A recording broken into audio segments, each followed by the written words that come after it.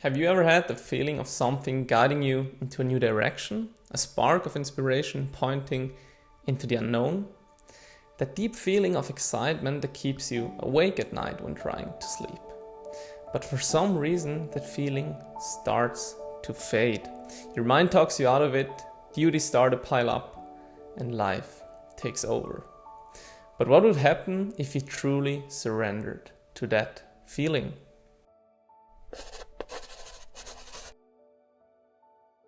Ask yourself, how were the best memories and opportunities in your life created? How did you meet your best friend or that job opportunity that changed really everything in your life? Or those clients that are among the easiest to handle but also very or maybe the most profitable for your business. How came those things into your life? The answer, at least in my life, is always I had little to almost no impact. It just appeared, it just came into my life. Now to illustrate this point, let me tell you a story.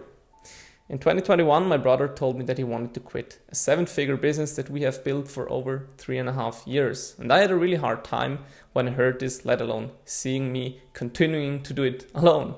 So I thought on a random Thursday night, it might help to just go away for some time. And I booked a flight to Mexico for the next Saturday morning. And after the booking confirmation, I instantly kind of regretted that decision. But still, 2 days later, I stood there in the check-in hall of the airport. I remember exactly how loud my mind got in that moment. What the hell are you doing? This doesn't feel right. Why are you doing this? What are you gonna do there alone by yourself? Like all those things, it didn't quiet down. But deep inside of me, I knew I just had to go. It felt more uncomfortable than ever to hop on that plane, but I trusted my gut and just went for it. And not even 24 hours later, I met a random girl on the check-in in the hotel because my room was overbooked. And the following week, I saw her and her friend again and decided to join for some trips they planned. We got along so well that I stayed with her for over 2 months, even after her friend left, and it didn't stop after that. We continued to travel the world for over 2 years and now even live together. I had really no intention at all to meet somebody, let alone get a girlfriend, but life gave me a better partner than I could have ever asked for. And the business, you maybe ask? I had no intention at all to quit this business before going to Mexico, but life gave me a better solution than I could have ever asked for. Another company acquired our brand for a life-changing amount of money that funded my travels and led me into the journey of where I am today. I still sometimes ask myself, what would have happened if I didn't step on that plane? And in the recent days, I thought a lot about all of this. Why is it that once we let go, things seem to fall into place and create that perfect outcome in the end?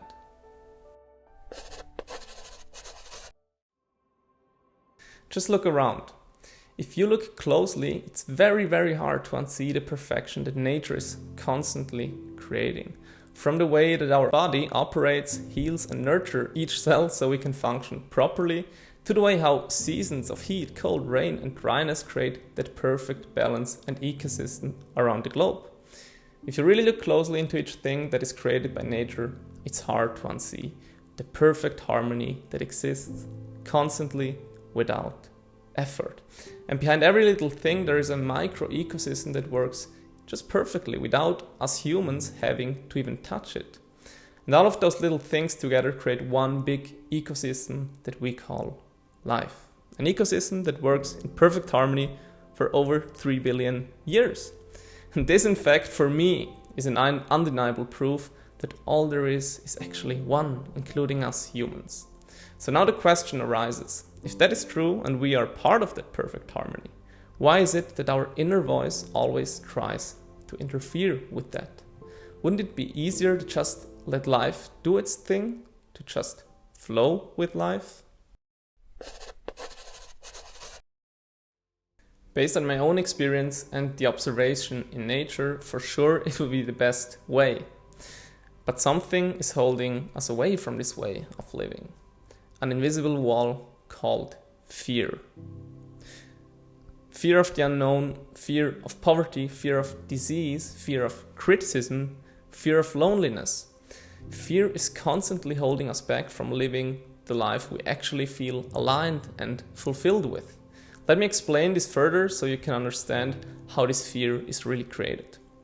Over all the years, every one of us created an identity based off our past experiences. Where you're good at, where you suck, what is realistic, what is not realistic. You basically amassed a huge amount of beliefs about yourself and how you see the world. And this unique identity is often called ego, and each and every decision is always aligned with that ego.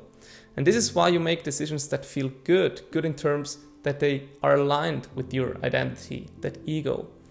So let's call this the known, and your ego tries to keep you always in this known area, the comfort zone. And if you step out of it, you feel very uncomfortable. You start to question yourself if what you do is right.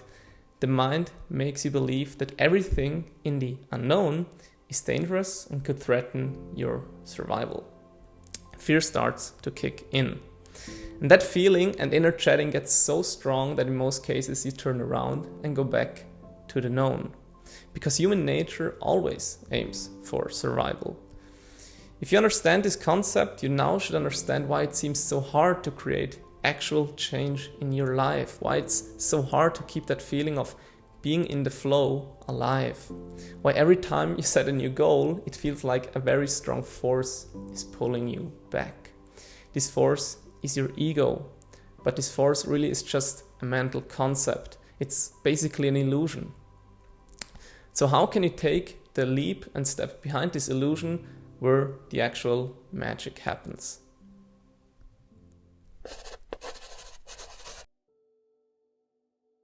For this to happen, you have to make sure you fully understand 3 things we discussed.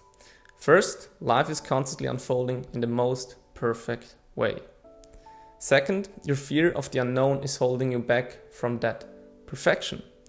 And lastly, that fear is an illusion because your ego is an illusion and your fear is the base of your ego.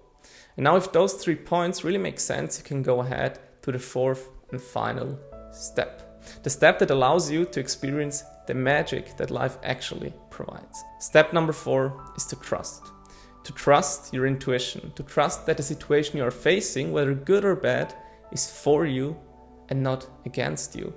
To trust life. Because if you do this, you not only trust life, but you trust yourself. And suddenly you'll be able to take the leap and step into the unknown. Despite the negative self-talk that still is or might be there. And now I know how hard this is, so I want to give you 3 ways, practical ways that helped me to find the trust that ultimately led me to a life that is better than I could have ever asked for. First, list your flow of life events. At the beginning, I asked you how the best moments and opportunities in your life were created, and usually it's by a random set of events. Now take a pen and paper and list all those events that often seem negative in the beginning that led to that result you're actually really happy about. By seeing proof of your own examples of the past, you realize that every situation actually happens in your favor. Hence, trust increases. Second method is the worst case scenario. Instead of the past, we now look into the future. Ask yourself, what would be the absolute worst case that could happen if you actually did the thing you're afraid of? Write it down. And oftentimes you realize that it isn't that bad after all, and the chances of it to happen are very small. In both of these 2 methods, we try to use our analytical mind to increase that trust. Now the third method does the opposite. Meditate daily. If you take 10 to 20 minutes daily to observe your mind and sit in that stillness, you become more and more aware of your ego that ultimately keeps you in place, that false identity, and you'll start to see through it. And the more you do this, the easier it will be to just observe that negative self-talk the next time it wants you to hold you back. And this will allow you to actually take the leap and trust life. Those 3 methods combined with the understanding of the concepts in this video helped me at least the most. So try to view this video as an important stepping stone that helps you take the next step, even if you're afraid of it, because everybody is afraid of the next step. I'm also afraid of uploading this as my first YouTube video, to be really honest with you. But I'm trusting my intuition and that life unfolds perfectly in the end. And so should you. So if this has helped you, please let me know in the comment section. You can also subscribe to my newsletter below if you would like to get more insights like this straight to your inbox. Thank you very much for watching, and hopefully we see us in the next video. Bye bye.